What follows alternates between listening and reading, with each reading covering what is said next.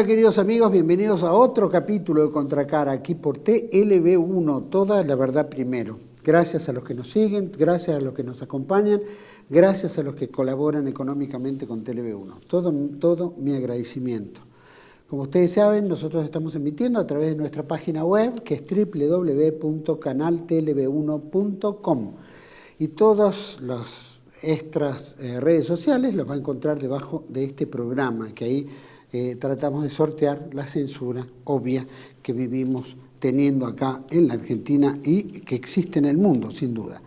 Como siempre, ponemos este programa bajo la protección y advocación de la Virgen de Guadalupe, Reina y Señora, Emperatriz de América, como siempre, que nos guíe, nos ilumine, nos acompañe, nos dé claridad en el camino que estamos llevando adelante en protección no solo de la argentinidad, sino de la hispanoamericanidad.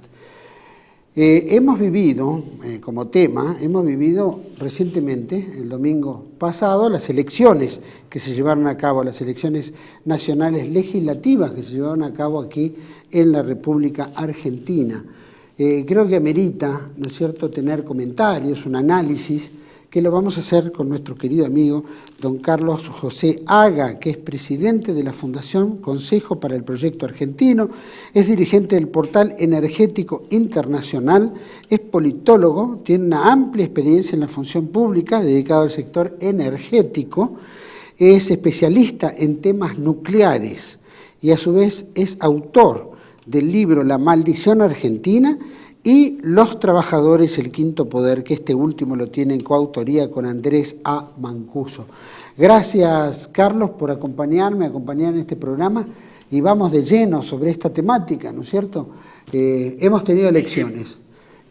Aparentemente las diferencias de las PASO, ¿no?, las internas abiertas obligatorias, todos los candidatos han tenido puntos para arriba. Ninguno se fue abajo, ninguno perdió, por lo menos en Capital Federal, provincia de Buenos Aires, algo, pero los candidatos en general, todos tuvieron un poquito más, ¿no? Un puntito, 2 puntitos, ¿no es cierto?, de diferencia de lo que fue las PASO a lo que fue ahora. ¿Eso se da por qué? ¿Porque hay más gente que vota? ¿O la gente que votaba a partidos secundarios y que quedaron fuera de juego abultaron este número? ¿Cómo crees que se dio eso? Bueno, hay una razón técnica que está más allá de que si la gente fue más a votar o no. Es la forma de contabilizar el voto en la PASO y en la elección general. En la PASO se computan los votos en blanco y se computan los ausentes y una serie de cosas. Entonces los porcentajes generales tienden a disminuir. Y esto lo voy a explicar en una forma simple. Las PASO fueron diseñadas para concentrar el poder en 2 grandes alianzas. En ese momento eran 2 grandes partidos. Ahora son 2 grandes alianzas. Entonces este sistema de contabilidad licúa la existencia de los partidos menores, porque les hace reducir el porcentaje y los pone en peligro con respecto al piso que necesitan para poder continuar en la segunda fase. En la elección general no se computan todos estos votos. Entonces, aunque votaran la misma cantidad de gente que votaron en las PASO, como la forma de computar el voto es diferente y se eliminan los ausentes, los votos en blanco, los nulos, no hay cómputo de eso, aumenta naturalmente el porcentaje de cada uno. Es decir, una parte del incremento que tuvieron se debe a la diferente forma de computar la elección que fija las leyes. O sea, porque en la elección general trata de establecer un ganador y en la elección de las PASO trata de eliminar la competencia. El sistema es así. Es así. Es un horror porque de todas las leyes argentinas la más perversa es la ley electoral, de lejos, y la más manoseada. Es decir, tan manoseada está que desde 1983, cuando se recupera la democracia a la fecha, hubo más de 300 proyectos y siempre que tocaron la ley, la hicieron para empeorar las condiciones, nunca para mejorarlas. Esto es la razón por la que sin que hubiese más votos, resulta un aumento porcentual que se habrán dado cuenta que no es gigantesco, son pequeños porcentajes, Sí. porque vamos eliminando gente de la cuenta. Claro. Entonces, cuando contamos únicamente el voto positivo a un candidato, todo aquel que no votó positivo a un candidato se descuenta del total. Y entonces el voto de los candidatos positivamente votados aumenta. No Es entendí. una regla absurda, ¿no? Claro. Pero esto se hizo hace muchos años y se vino retocando y retorciendo. Yo diría que esto empieza con la reforma de 1994, donde se fija que únicamente pueden ser representantes de algo los partidos políticos. Se trató de eliminar toda otra cosa. Es decir, cuando hablo de toda otra cosa, hablo de cosas importantes, como por ejemplo la participación de organizaciones sociales, como el movimiento obrero, otro tipo de estructuras que siempre tenían una representación política. Yo no sé si todo el mundo recuerda que existía en el Congreso gente que representaba, bloques que representaban intereses, además de los partidos. Había bloque sindical, había bloque empresario, y en algún momento llegó a haber sacerdotes. Es decir, todo esto, la reforma del 94 lo eliminó y colocó como únicos actores a los dueños de un sello partidario. Esta es, digamos, la causa. Mira vos. Ahora, en cuanto a los resultados, los podemos cortar como si fuéramos médicos mirando una tomografía en distintas capas. Es decir, hay una capa que dice, bueno, perdieron, la gente del gobierno perdió en 15 provincias. Y ahí, bueno, es un dato. Eso dice que superaron a los otros, fueron superados por los otros en 15 provincias. No dice mucho, porque en realidad muchas provincias tienen poca población. Y donde más influencia han tenido ha sido en el conurbano, que es donde hay más cantidad de población. Sin embargo, a nivel país, la alianza gobernante estuvo 9 puntos prácticamente por detrás del resto, de la oposición principal, ¿no? Ahora, si lo hacemos, el análisis, contando a todos los opositores, que son opositores, que no están de acuerdo con este gobierno, entonces los puntos de diferencia se estiran a 20 puntos. O sea, cuando uno mira eso, que vendría a ser otra capa de la tomografía, la realidad es que es una catástrofe electoral. Pero siempre todo esto es para el consumo interno de los argentinos. Porque nos interesa a nosotros y le interesa a la clase política porque la clase política se está repartiendo el poder en esta elección. Por eso cuentan porotos. A ver cuántos diputados tiene uno, si se perdió el Senado, que el oficialismo lo perdió después de 1983, y otros datos que vienen a establecer un régimen de reparto del poder. O sea, la clase política se fija en eso. Eso a la gente en realidad le va y le viene. No va a cambiar la realidad argentina nada. Porque la realidad argentina sigue políticas que, aunque nosotros decimos que somos un país a la deriva, sigue políticas muy estables. Claro. Y puedo dar un ejemplo típico que se habla constantemente en este canal. El tema de la deuda es siempre tratado de la misma forma que gobierne Cambiemos o que gobierne el kirchnerismo. Claro. Ahí el mapa. Siempre Sí, tal cual. Sí, escucho. No, ahí justamente el mapa, estamos teniendo digamos en pantalla el mapa electoral, donde, como bien decís, se dividió entre, viste, kirchnerismo y Juntos por el Cambio. ¿No es cierto? Vamos por todo, o algo por el estilo, ¿no? Todos, frente de todos. Ahí vemos, ¿no es cierto?, una diferencia. Por supuesto, hay provincias en las cuales ha marcado mucho más tendencia. En la provincia, por ejemplo, en Capital Federal, ¿no es cierto?, que María Eugenia Vidal haya superado casi por el doble a lo que era el candidato del Frente de Todos, ¿no?, Montoro.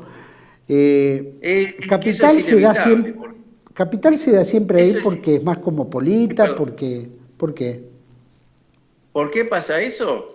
Y eso pasa porque prácticamente el hecho de de ser la capital federal un centro bastante aislado y más concentrado en determinado tipo de poder económico y financiero, tiende más a asociarse con la política de Cambiemos. Es decir, en ese distrito se hizo fuerte hace muchos años el macrismo.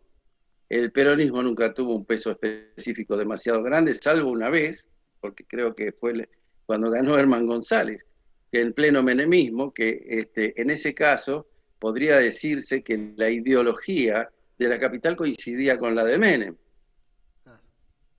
Claro, más Así como ahora cosmopolita, más liberal, coincide con la de llamémoslo, Macri. más cosmopolita, más liberal. Es más liberal por naturaleza, sí. Es una naturaleza histórica. Siempre fue mucho más liberal la capital federal, así como siempre fue mucho más liberal también la provincia de Córdoba. Sí. Es decir, que son los dos grandes bastiones que tiene Cambiemos. Después se le adhiere la provincia de Mendoza y se le adhieren otras provincias como Santa Fe, que tampoco tuvieron, no fueron gobernadas por los peronistas de una manera muy sostenida, ¿no? Tuvo periodos socialistas, periodos de otro tipo. Lo mismo pasó en Entre Ríos, donde arrasó Frigerio y esas cosas, pero siempre estamos en el tema de contarle los porotos. Claro. Para ver cómo nos repartimos las cajas, cómo nos repartimos los negocios, cómo nos repartimos los puestos públicos. Es decir, porque un diputado es una pyme que se lleva 70 millones por año, Sí. mínimamente, y tiene 20 personas contratadas, y tiene chofer, y tiene un montón de privilegios, y algunas leyes se compran y se venden. Entonces es muy importante ser diputado por todos esos privilegios, además de que va a tener una jubilación de privilegio y va a ganar 20 veces más que una persona común. Seguramente. Decime una Todo cosa. eso es lo que en realidad se disputó. Sí. Yo no creo que se hayan disputado proyectos de país en esto. Ah. No, No los encuentro. no hubo, porque creo que lo que menos se habla es qué quiere cada uno, ¿no? Acá estamos con la imagen de Capital Federal, ¿no? De la ciudad autónoma de Buenos Aires, que Sí. le dicen. ¿A quién le robó votos Milei, que llevó el 17,3%? ¿Qué fue? ¿Le sacó a Bueno, Cambiemos? Milei es un fenómeno ¿De que creo que marketing? afectó más bien a Cambiemos, Ajá, básicamente. O sea, Cambiemos, cuando tuvo que gobernar, a mucha gente que, como vos bien decís, tiene un pensamiento liberal, pro mercado, vamos a llamarlo así, sí. técnicamente, Cambiemos los defraudó. Es decir, Cambiemos no consiguió ni siquiera pagar directamente los planes sociales. Yo no quiero decir que además los aumentó, porque aumentó junto con la pobreza, aumentaron la cantidad de planes sociales. Un gobierno que dijo que iba a ir a pobreza cero, que iba a eliminar todos los planes y los iba a convertir en trabajo, que iba a hacer todo eso, aumentó los planes. Y lo que es peor, los hizo intermediar a través de las organizaciones sociales como la de Pérsico o como Grabois, como toda esa gente que en realidad delinque con los planes sociales. Ah, Entonces, ese grupo de gente le atribuye a Cambiemos una especie de engaño. Es como si fuera, los llamaban en ese momento el kirchnerismo light. Y muy lejos no estuvo de la realidad. Por eso, y además otra cosa, no resolvió los problemas principales, porque gobernar con deuda y después quedó la cosa en el aire. Es decir, todos los que pueden gobiernan con deuda.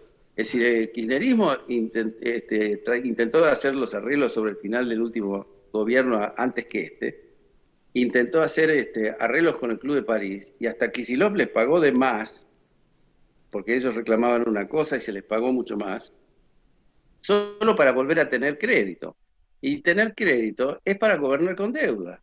O sea, acá el crédito no se aplica a las grandes obras. Yo no encuentro que tengamos un desarrollo de la infraestructura, y eso que yo me desempeño en un sector donde tendría que percibirse un cambio muy grande. Si nosotros tomamos 40, 50, 100 mil millones de dólares y los volcamos, qué sé yo, a la energía renovable o a la energía nuclear o a cualquier clase de infraestructura energética, las líneas de transmisión o de distribución, que mucha gente hoy mismo está padeciendo cortes, se notaría muchísimo. Es decir, sería un cambio tan grande, pero no hay nada de todo eso. O sea, todo este sistema se va a pagarle a una oligarquía del puesto público, que en total se consume unos 50.000 millones de dólares anuales. Esto es lo que tenemos en la Argentina. Hay 600.000 personas que integran este sistema concentrado. Carlos, hay unos dichos del licenciado Héctor Giuliano, que lo solemos entrevistarlo aquí, experto en deuda externa. Él dice que los préstamos del Fondo Monetario Internacional, cosa que estoy de acuerdo porque es la verdad de lo que ha ocurrido, que cuando prestan dinero, prestan para que le pagues al acreedor, no para que te desarrolles. Porque en realidad uno lo que vive es la deuda perpetua, ¿no? Es que en realidad, en no todos los países se da la misma realidad que la Argentina. Eso significa que nosotros, nuestros dirigentes, son los que buscan a esas instituciones para hacer este procedimiento de la deuda perpetua. También tiene que ver con el tamaño de la Argentina. Sí. La Argentina es un país importante desde el punto de vista de los recursos. Es un país importante desde el punto de vista geográfico. Y es estratégico por su posición en el mundo. En el mundo, no en el mundo porque somos económicamente pesados. Estamos ubicados en una zona donde pasan cosas. Estamos al lado de Brasil, que es la octava potencia económica y es nuestro principal socio. Es decir, hay un montón de temas que vienen a entrar en juego, pero son nuestros dirigentes los que hacen eso. Es decir, el fondo no le dice, yo le presto, pero usted pague deuda con eso. Es más, cuando pasó la crisis del 2001, la mayor crítica que hubo en el extranjero la hizo un diario que se dedica exclusivamente al tema de las deudas externas. Básicamente, medio diario está dedicado a eso, que es el Wall Street Journal. Y ahí lo criticaban específicamente a Cavallo por haber permitido cambiarse de deudor. Dice, ustedes pidieron platas a uno para pagarles a los otros y así a los amigos de ustedes los protegieron del default que vino después. Lo decía el Wall Street Journal. O sea, hay intereses que siempre cobran. Hay intereses que nunca fallan en eso. Y la Argentina es el que arma esos planes. O sea, esos planes no vienen... Ahora es otra cosa, porque... y vamos a hablar después de las consecuencias de esta elección y demás, ¿no? Pero ahora lo que anunció el presidente, por ejemplo, que tiene un plan que lo va a revelar, un plan multianual, plurianual y todo eso no tiene absolutamente nada. Porque para tener eso primero tendría que tener un equipo, cosa que no tiene. Es decir, él lo que está diciendo es que se va a venir con un enlatado del fondo y ahora quiere compartir los huevos rotos de este desastre con el resto de la clase política, como diciendo, muchachos, bueno, si ustedes nos estamos repartiendo las cajas entre nosotros, también tenemos que repartir los costos políticos. ¿Qué es lo que viene ahora? O sea, en este momento lo que va a venir es eso, porque otro plan no hay. Es decir, nadie le obliga a uno a no hacer una represa y gastarse la plata en gasto corriente. Eso no le ponen... Yo lo he escuchado muchas veces a Héctor Giuliano, justamente, y la palabra que él más usa, que a mí me gusta mucho cuando la usa porque es precisa como un bisturí, es la palabra irresponsabilidad. Sí. Él lo remarca mucho, dice, son nuestros dirigentes unos irresponsables por tomar deuda que saben que no van a pagar. Y porque cuando toman deuda se la terminan gastando en gastos corrientes, en cualquier cosa, y contratan con eso más deuda. Es un ciclo vicioso, por eso lo de la deuda perpetua. O sea, la deuda genera, el manirrotismo argentino, sí, o el derrochismo total de la clase política, porque es un derroche concentrado en amigos, en empresas, en intereses concretos, en ellos mismos, ¿no? Ese derroche genera un déficit muy importante. Ese déficit genera deuda, y la deuda genera intereses, que a su vez aumentan el problema del derroche, porque después hay que pagar por la deuda, más el derroche, más la suma de los intereses, con lo cual siempre se ahoga y se vuelve otra vez a ir de rodillas a pedir una refinanciación. Es decir, acá nadie piensa, nunca pensó nadie que se iba a pagar deuda. Ningún miembro de la clase política piensa eso. Habría que preguntárselo a cada uno, a lo mejor poniéndole un micrófono en la cara y decirle, bueno, ¿usted piensa que se va a pagar la deuda? ¿En qué parte del presupuesto están los recursos para hacer eso? En ninguna. Es decir, esto es una ficción armada para poder seguir como hasta ahora. El problema surge de esta elección también. Y ahí viene otro corte de la tomografía. Es decir, cuando uno corta esto, es decir, lo que nosotros hablábamos de qué provincias tiene, qué provincias no tiene, qué municipios ganaron, qué municipios perdieron, quién se quedó con qué cosa, en realidad lo que estamos viendo es el reparto de esa oligarquía política y nada más. Es decir, no estamos viendo otra cosa. Ahora, si lo miramos más profundamente y nos damos cuenta de que el 30% de los argentinos no fue a votar, que hay 1 millón que lo hicieron en blanco, es una cosa tremenda. Que en la elección en que se constituyó este gobierno entraron con 49% de los votos y que en esta ocasión tienen apenas 37% de los votos en todo el país. Y uno dice, bueno, esta gente que no fue a votar, esta gente que votó en blanco, impugnó, anuló, hizo todo eso. Si uno lo contrasta con el resultado electoral, para saber qué base social tiene este gobierno, porque un gobierno, para que alguien le preste atención, y más un gobierno necesitado de inversiones directas, inversiones argentinas, inversiones extranjeras, es decir, las que sean. Es decir, que está endeudado, está en bancarrota y necesita algún respaldo para empezar a caminar. Alguien de todos los actores, porque la economía en general son todas las personas que le integran, los trabajadores, y funciona a base de las expectativas. Y las expectativas, la primera cosa que indican es, bueno, este tipo que va a venir a hablar por la Argentina, o estos tipos, vamos a suponer que logran el contubernio que está proponiendo el gobierno y Juntos por el Cambio arman una cosa en conjunta o algo así. ¿No? Van a ir a hablar con esa gente. Y van a decir, bueno, ¿qué base social tiene esto? Y en realidad la base social es el 21%. Porque eso es lo que dicen los números de la elección. Si tomamos en cuenta la gente que protestó contra el régimen. Es decir, que el que protestó contra el régimen hoy puede sentirse una mayoría. Está bien que son una mayoría desaparecida de las cuentas electorales, pero son una mayoría. En el país la primera minoría está integrada por la gente que protestó. El voto propio. Sí, pero fíjate que a veces pasa que, bueno, por supuesto que el poder político no mira eso. Y si lo mira, mira para otro lado. Le conviene hacerse lotario, porque si mira eso, no lee. Tiene que decir no represento a nadie. Claro, no lee eso. Pero, por ejemplo, mira, vamos a provincia de Buenos Aires, discúlpame por el tema, ¿no? Pero sí. Había unas grandes diferencias que se suponía en provincia de Buenos Aires. Bueno, tuvo a Kicillof, que fue un desastre, es un desastre de gobernador, ¿no? Como fue María Eugenia Vidal antes y como la provincia de Buenos Aires viene castigada hace bastante tiempo. Pero en este viene caso, a ser como un Armendáriz, pero marxista. Exacto, exacto. Ahora tenemos, ¿no?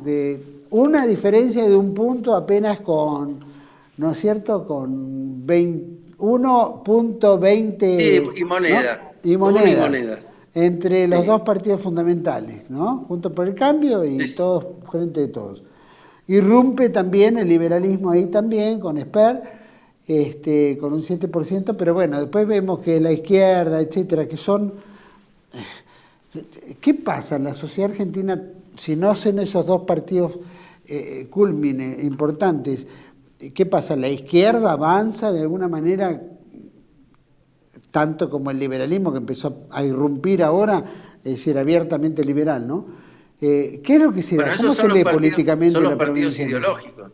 ¿Cómo? Esos son partidos ideológicos. Sí. Esos son partidos ideológicos. Cuando son los partidos ideológicos en general no tienen una constelación de poder por detrás tan grande como pueden tener los otros que tienen mucho más espacio en el Estado. esa es la realidad de las cosas. O sea, la provincia de Buenos Aires, el voto es oscilante, que es importante este dato. O sea, las lealtades no existen demasiado claras y definidas. O sea, antiguamente, como se debatía sobre proyectos, cuando se decía el peronismo bonaerense, nosotros cualquiera podía saber de qué política estábamos hablando y qué clase de proyecto estaba detrás y cuáles eran los actores de ese proyecto. Sabíamos que la columna vertebral eran los trabajadores, sabíamos que ese era un gobierno que iba a intentar una fórmula más nacional y desarrollista, íbamos a saber todo eso dentro de los matices que podía tener el peronismo como tal. Pero la ideología era un partido ideológico con un proyecto definido. Y lo mismo pasaba con los radicales, que eran un modelo de democracia liberal, ¿no? Que creía que todo se resolvía con simplemente ir a votar y elegir gente, llamémosle, honesta, porque no todos los radicales han sido honestos precisamente, ¿no? Esto es la realidad histórica. Entonces también sabíamos que era una especie de ideología fija que contenía una clase de visión de la realidad y de la sociedad que querían, hacia dónde iban. Hoy los partidos, si alguien se toma el trabajo, que yo me tomé, pero me lo tomé por otras razones, por curiosidad o porque me preguntaron, entonces me fui a buscar el dato, y miré las plataformas políticas. En la Dirección Nacional Electoral se pueden ver todas las plataformas políticas a través de... En Internet se pueden bajar todas las plataformas políticas. Parecen todas copiadas una de las otras. Sí. Y de hecho creo que están copiadas una de las otras, porque utilizan las mismas palabras, los mismos artículos, los mismos giros gramaticales. Parecen trabajos prácticos de estudiantes secundarios. Y esas plataformas son aprobadas a libro cerrado por la justicia electoral, sin ningún problema. O sea, no dicen nada. Entonces pueden ser cualquier cosa. ¿Qué es lo que pasa en realidad? Entonces el voto no tiene una connotación de un proyecto. En la provincia de Buenos Aires, si miramos bien el mapa, es tan grande como Francia. O sea, y además tiene la capacidad de un producto bruto prácticamente del 50% de lo que produce toda la Argentina. Es decir, eso es lo que está en la provincia de Buenos Aires. Sin embargo, se gobierna como con políticas de café, sin sustancia, sin proyecto de ninguna clase. El gobernador que está ahora, que como yo dije, es una especie de Armendáriz, pero marxista de ficha, no marxista de libro, ¿no? Porque los marxistas de libro al menos son más intelectuales y se expresarían mejor por el hecho de haber tenido que leer más. Esto es diferente. Uno mira, ¿cuál es el proyecto que tiene en la cabeza? Nada. Ahora dice que va a hacer un proyecto, es lo mismo que Fernández. Ahora dice que va a presentar un proyecto, que recién ahora van a empezar a gobernar y todo eso, para echarle la culpa de toda la pandemia, bueno, ya sabemos. Pero es completamente inútil, porque entonces todos los estados brasileños, Sao Paulo tendría que estar igual que la provincia de Buenos Aires, en ruina, y no lo está. Los uruguayos deberían estar todos en ruina, y no lo están, ¿no? Chile, que tiene un desastre ideológico, y sí, hay un problema de ideologías que expresan modelos, porque la izquierda y la derecha chilena expresan dos modelos bien diferenciados, y están muy enfrentados, y hay elecciones creo que este fin de semana. Entonces, en Chile, y con revueltas populares, enfrentamientos de todo tipo, en Chile se ve que no está destruida como la Argentina, ni aún con ese conflicto político tan fuerte que está viviendo el país. Es decir, nosotros tenemos el peor desempeño, y tenemos el peor desempeño porque formamos una cleptocracia, escribimos una constitución cleptocrática que permite eso solo, que además se hace una cadena de transmisión. O sea, solo los políticos reconocidos por un régimen son los que pueden participar, ¿no? A aquellos que hacen el esfuerzo de participar por debajo los liquidamos con las PASO. Una vez que los limpiamos a los tipos que venían ascendiendo, sin medios, porque los que ascienden son los que tienen medios, y ahí sí podemos hablar de los libertarios y de otros que sí tienen medios, claro. Y alguien paga por eso. Seguro. No le pasa lo mismo a los vecinalistas, que yo los alenteo muchísimo. En algunos municipios han ganado las elecciones, en algunos municipios han salido segundo, tercero, todos han colocado algún que otro concejal.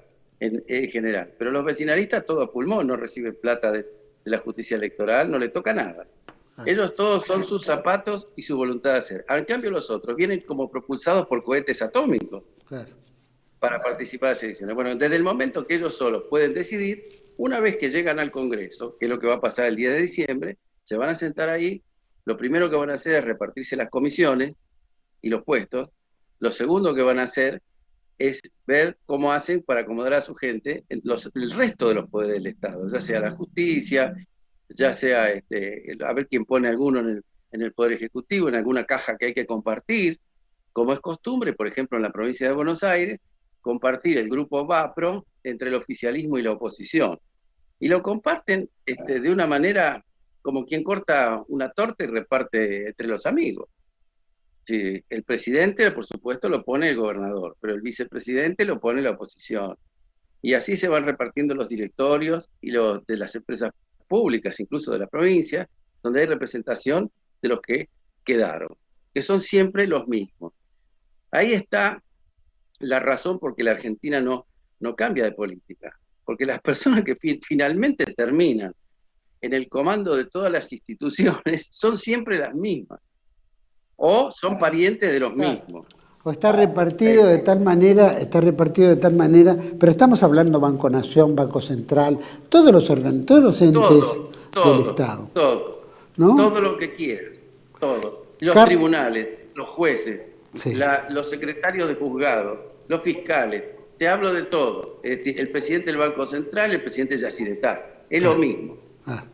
Es decir, se hace un reparto de todo eso, de acuerdo. Por eso es tan importante la grieta para la pelea, porque no se están disputando el poder político porque tenga un proyecto diferente que el otro. Nos estamos disputando si voy a ser yo el privilegiado o vas a ser vos. Bueno, eso es lo que la gente no se da cuenta que está votando. Vamos a ir a un pequeño corte. Me gustaría, de este panorama de diputados y senadores que van a ocupar ahora, ¿cuáles son las consecuencias de esta elección? Es decir, está bien, es una pequeña proporción de uno para otro, ¿no es cierto? Pero, ¿cuál es la consecuencia? Es decir, ya esto lo entendemos en el ámbito político, pero me gustaría ir sobre eso. Vamos a ir a un pequeño corte y volvemos enseguida con Carlos José Haga, experto en este tema, politólogo. Ya volvemos.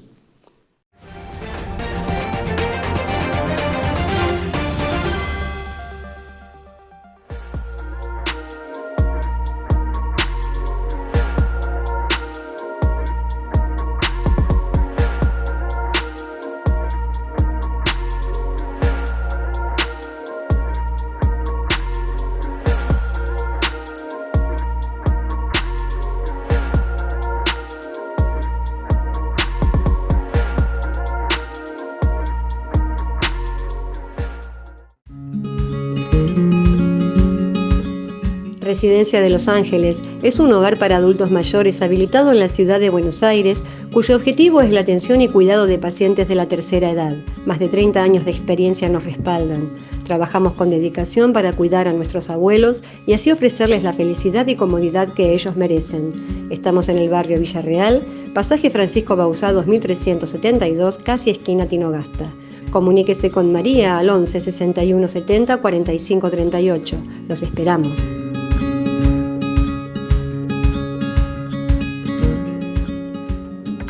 Bienvenidos a CEPA, Centro de Estudios del Pensamiento Americano.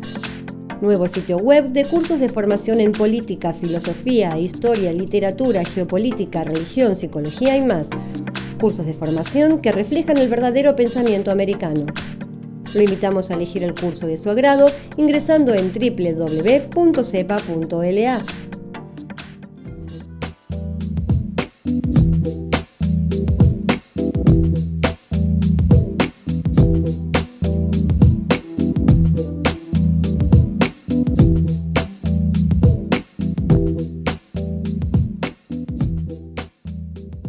Decir siempre la verdad primero tiene un precio. Pero todos los días, en cada programa, en cada reportaje, en cada esclarecimiento, descubrimos que decir la verdad vale la pena. Decir siempre la verdad tiene un precio. Pero cada vez que recibimos tu apoyo, entendemos que seguir luchando vale la pena. Dependemos de tu ayuda. TLV1, toda la verdad primero.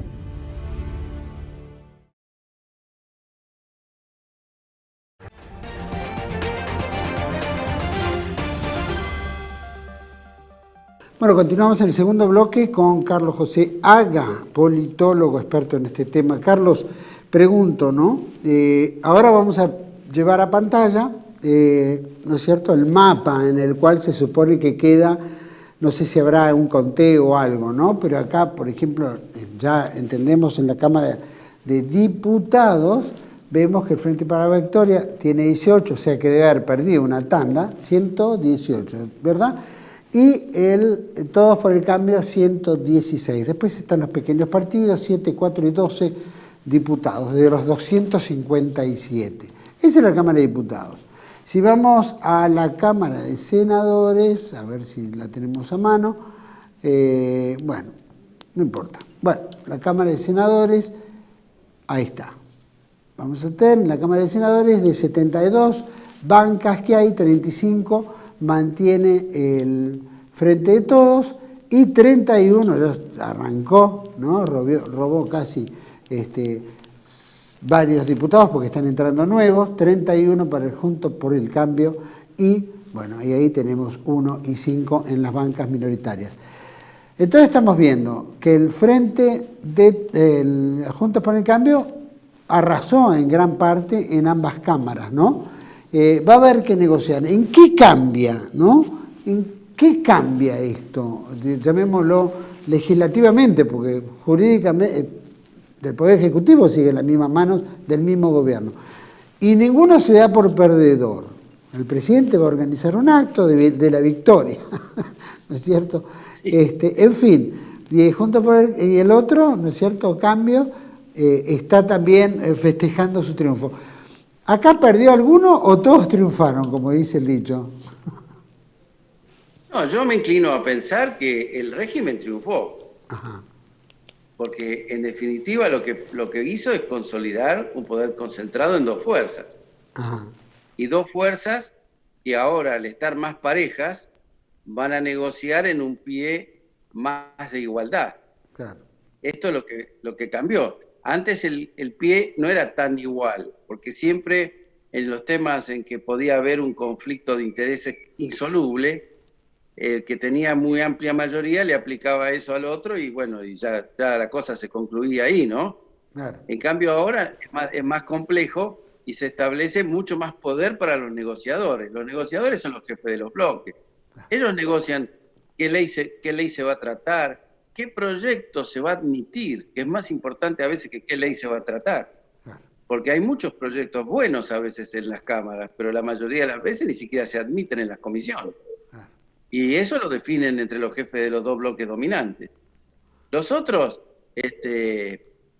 ayer escuché un economista que me hizo sacar una sonrisa ayer a la noche mientras el tipo hablaba, porque muy, muy orondo, refiriéndose a Milei.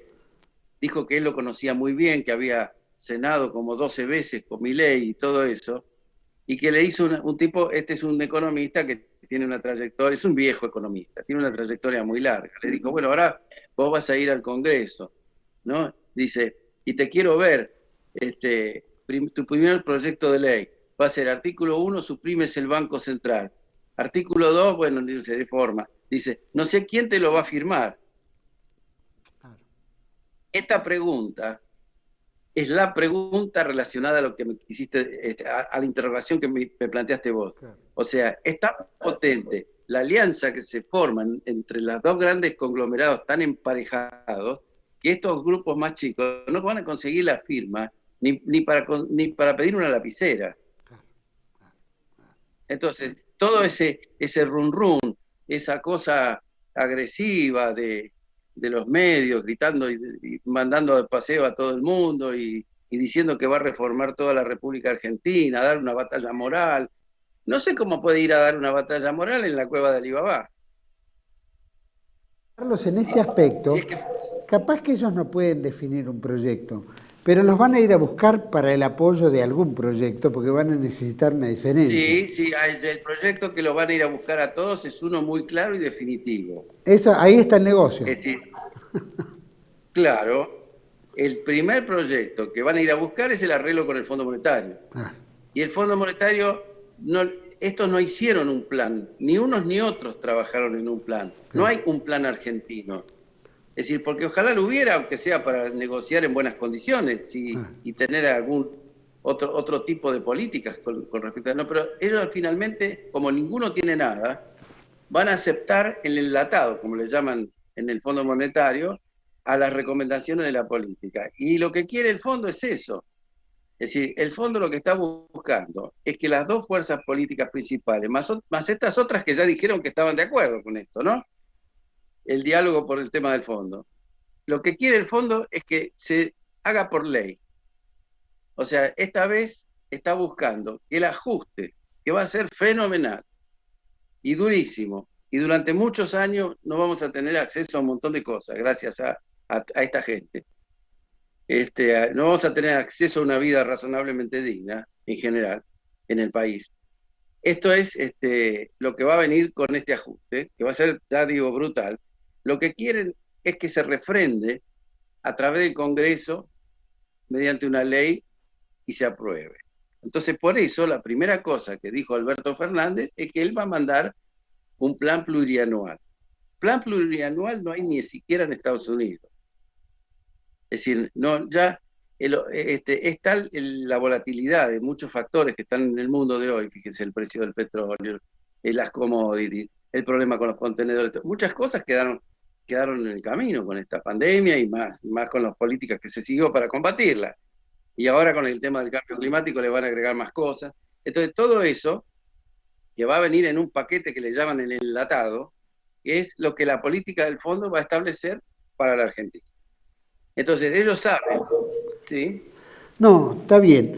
Yo pregunto, porque soy mal pensado, ¿no? Si la empresa que Starmatic, creo que se llama, la que manejó las elecciones, en Estados Unidos, en Venezuela, no sé ahora en Nicaragua o dónde, pero si esta empresa está ligada a los grandes poderes y el Fondo Monetario le interesa que los dos partidos llegaran a un punto donde ambos casi iguales definan y resuelvan lo que a ellos les interesa, ¿hasta qué punto hubo una manipulación en los votos, cosa que la gente crea, ¿no es cierto?, que su voto cambia en algo cuando en realidad ya fue manipulado de antes y le tiraron más votos a un Milei que, por ejemplo, ni pesa, ni pincha, ni va a decidir nada, pero sí equipararon el poder entre los dos principales partidos.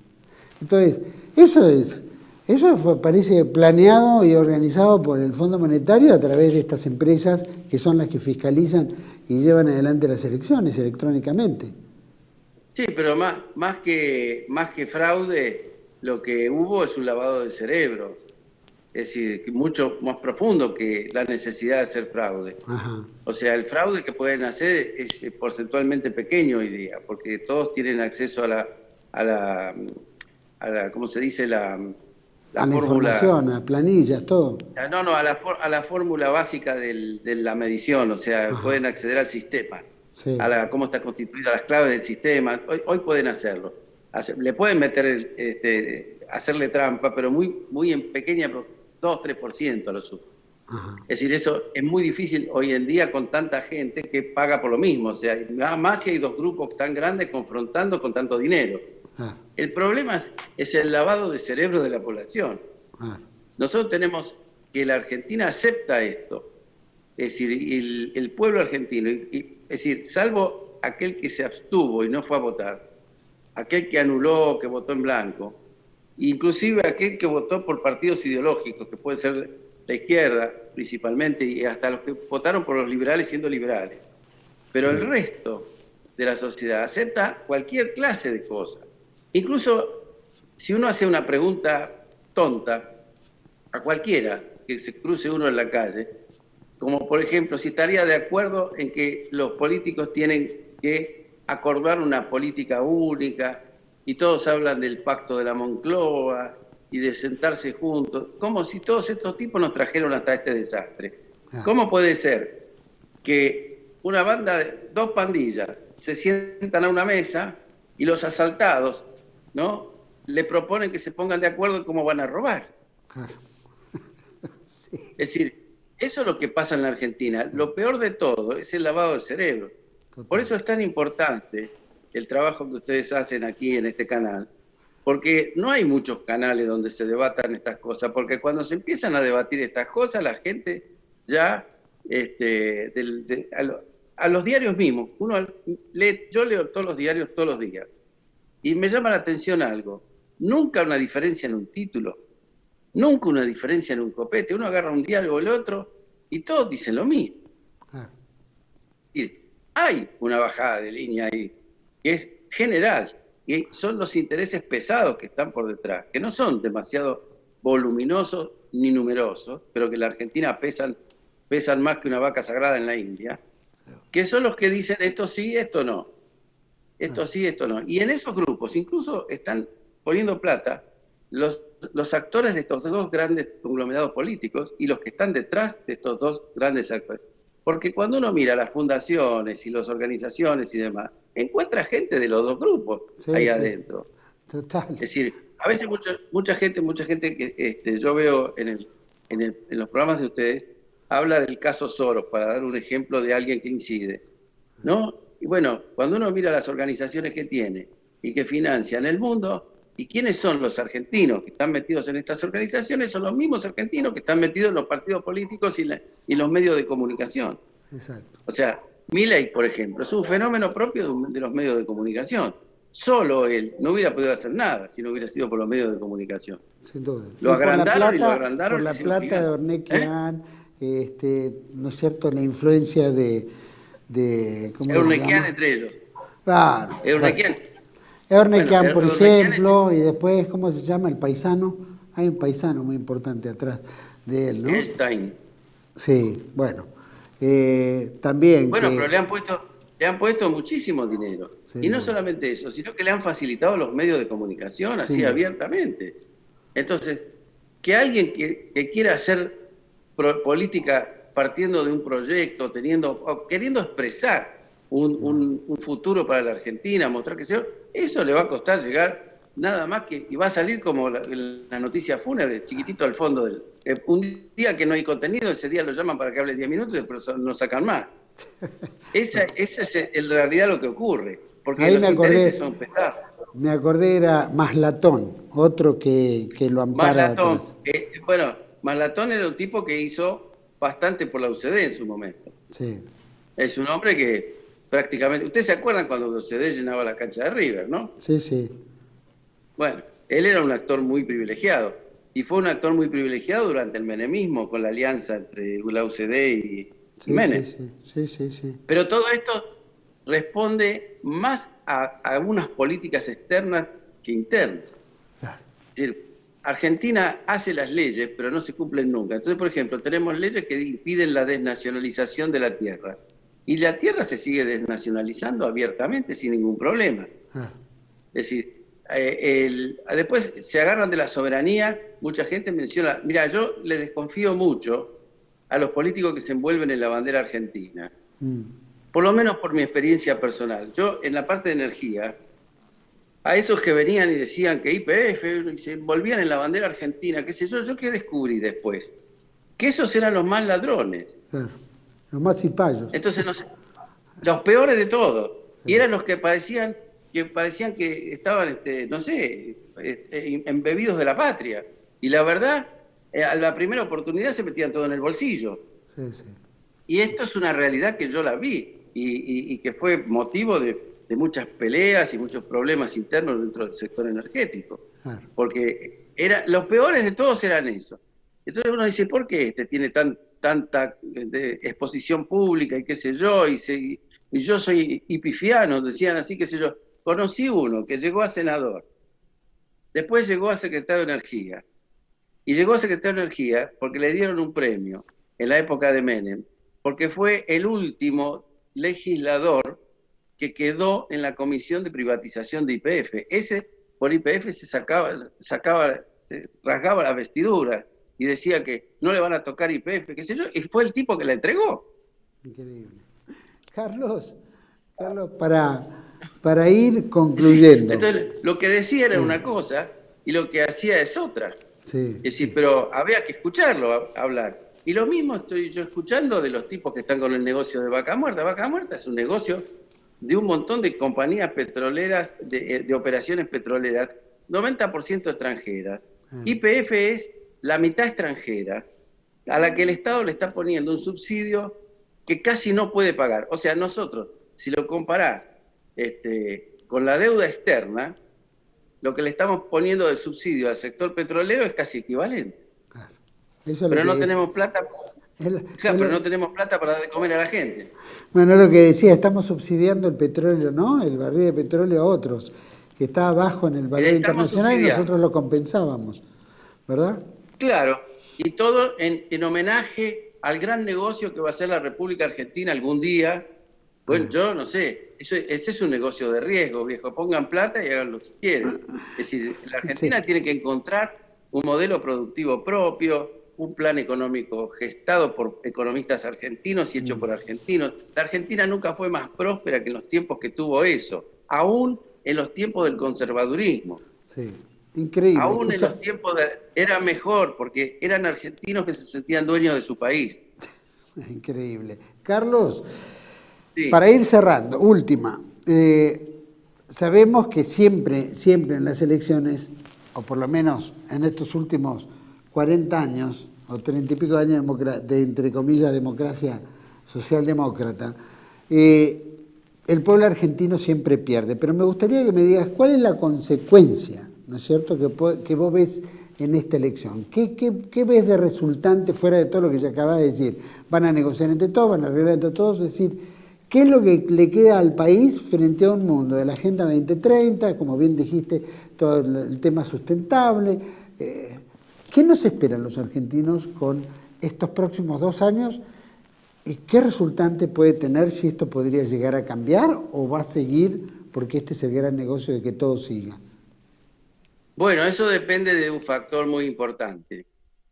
Si en esa adjudicación de los costos políticos hay diferencias entre los grupos que están en disputa.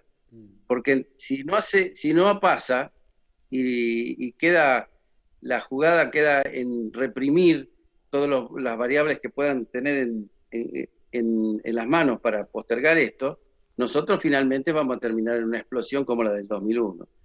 Es decir, yo en ese sentido creo que lo más probable es eso, porque el mal que se hizo ya está hecho. O sea, no es que se está haciendo una cosa nueva, ya está hecho. Los miles de millones de pesos que están en las LELIQ, las altas tasas de interés, la imposibilidad prácticamente de exportar prácticamente todo, porque no podemos, los biocombustibles no se pueden, estamos en condiciones desventajosas en todos los demás rubros, gracias a la política, que podría ser un poco más ágil en ese sentido, más inteligente, a que no tenemos un plan, como dijimos, ni de infraestructura, ni de ningún rubro. Estuvimos en pandemia sin plan de salud. Prácticamente fue eso. Entonces, querer imponer ese modelo desde lo que es el ordenamiento desde afuera, que nos imponen una cosa así, con esta debilidad política, porque esto es una debilidad política. El resultado de esta elección es que, quiero decir esto, la obediencia a un gobierno para que aplique un plan, cualquiera, aún el que le traen de afuera, se basa en digamos, hay dos variables. O tiene consenso, o tiene fuerzas para reprimir. No hay manera de que en este contexto, con ese estado de debilidad, porque han destruido las Fuerzas Armadas, han destruido las fuerzas policiales, ya lo vemos en lo que está pasando en todos lados, ¿no es cierto? En la calle es tierra de nadie, y hay zonas que son absolutamente liberadas, pero porque no existe el Estado. Entonces uno mira eso y dice, con el 21% de base social, es imposible aplicarle al 80% del resto de la sociedad una política como esa y que la obedezcan. Por eso el 40% de la economía está en negro, porque no lo van a obedecer. Entonces yo lo que creo es que nos dirigimos a una implosión. Argentina va a entrar en una implosión. Yo no sé después si seremos capaces de articular un plan realmente argentino para poder resolver nuestros problemas, que no significa ni aislarse ni nada, sino sacarse de encima este tipo de manejo.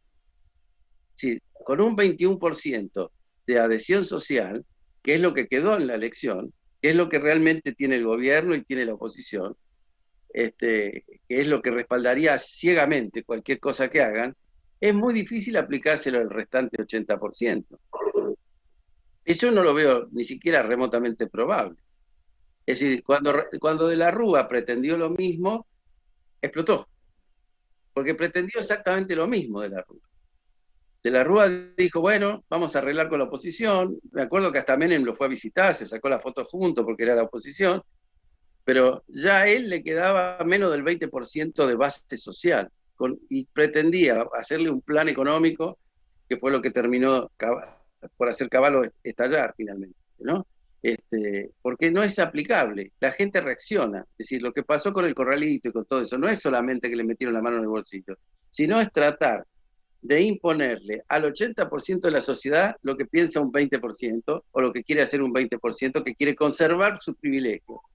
O sea, esos privilegios no se tocan, esos son inalienables, son más sagrados que la patria misma.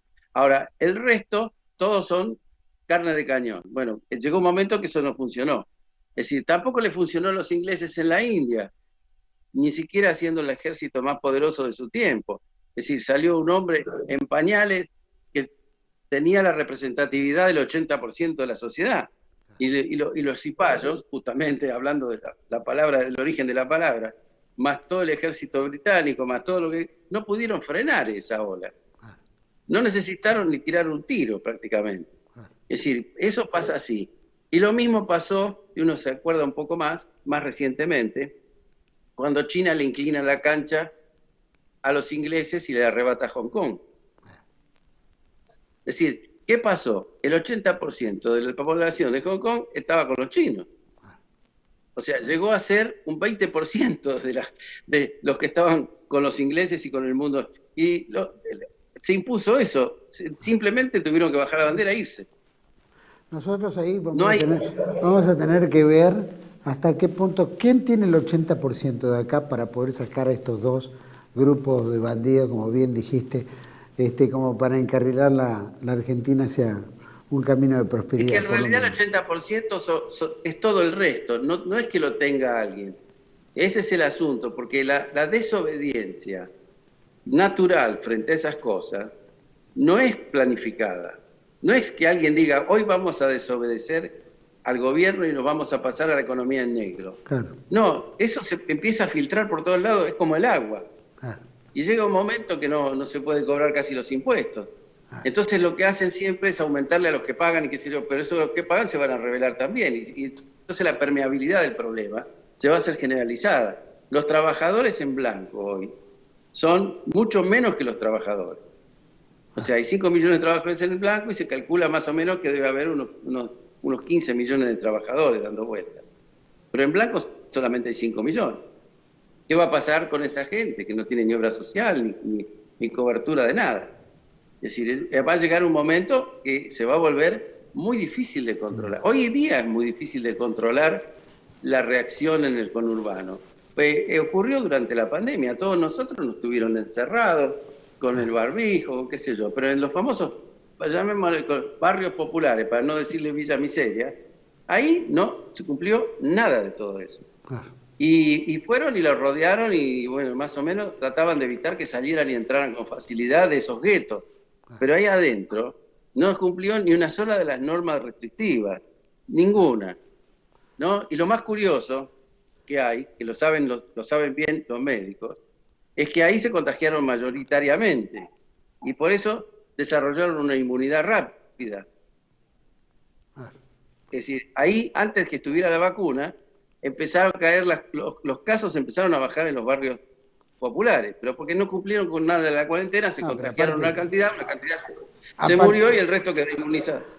Claro, pero aparte naturalmente tiene una inmunidad increíble, ¿no? Esta gente pensaba que los chicos estaban al borde.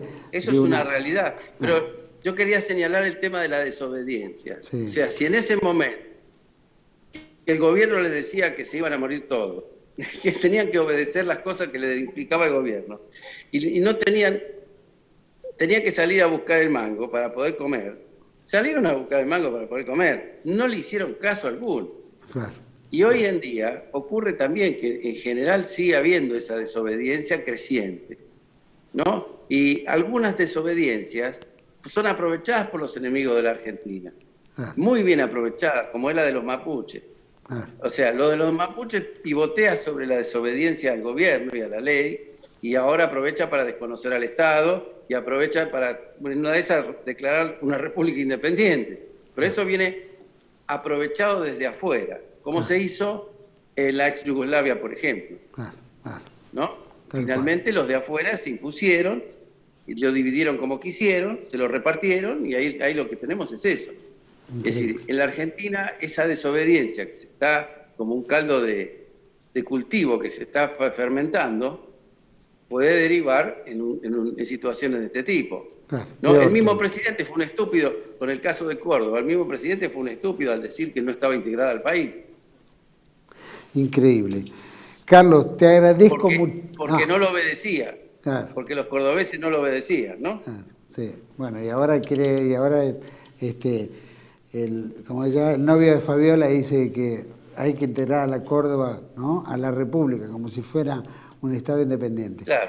Querido Carlos Haga, muchísimas gracias por haberme acompañado, por haber dilucidado. Muchas gracias, se nos fue el tiempo. Y bueno, espero que pronto te tengamos acá y vamos debatiendo, especialmente de Vaca Muerta, ¿no? Y todo el tema energético, que creo que está quedando en el aire, especialmente de que hablan del apagón y todo esto que puede venir, ¿no es cierto? ¿Cómo la ves? Así que me gustaría que hablemos de eso, ¿vale? Cuando quieran. Enorme abrazo. Para mí es un gusto estar siempre en este canal con ustedes, que son viejos amigos, y que han tenido una línea de conducta encomiable. Gracias, Carlos. Bueno, encomiable porque has estado vos, por ejemplo, entre todos los que han estado. Muchísimas gracias. Muchísima gente muy valiosa. Abrazo. Bueno, un abrazo muy grande y un saludo a todos los que escuchan. Es enorme, gracias. A todos ustedes, bueno, bien, la elección. Acá acaba de decir, ¿no? Siempre en las elecciones perdemos los argentinos, ¿no? Esto es, como bien decía, ¿no?, un arreglo entre ambos y terminan conviviendo, ¿no?, aceptándose y se amalgaman, son uno y el otro. Y al final, muchas de las leyes, muchas de las cuestiones que sanciona el Congreso, digo porque ahora van a ser congresales, van a terminar aplicando leyes que siempre van en contra nuestra, rara vez, o en favor de colectivos, pero esos colectivos son los que ayudan a la grieta, ¿no? Esta famosa frase que dice la democracia es el gobierno de las mayorías, no, la democracia se ha transformado en el gobierno de las minorías, y así es como opera, y así es como disuelve, y así es como genera grieta, y así es como genera desintegración. Así que la democracia no nos está dando la libertad para elegir, sino, como bien decía un amigo, la democracia es la forma en que el pueblo legitima a sus verdugos. Los espero en otra entrega de Contracara, aquí por TLV1. Toda la verdad primero.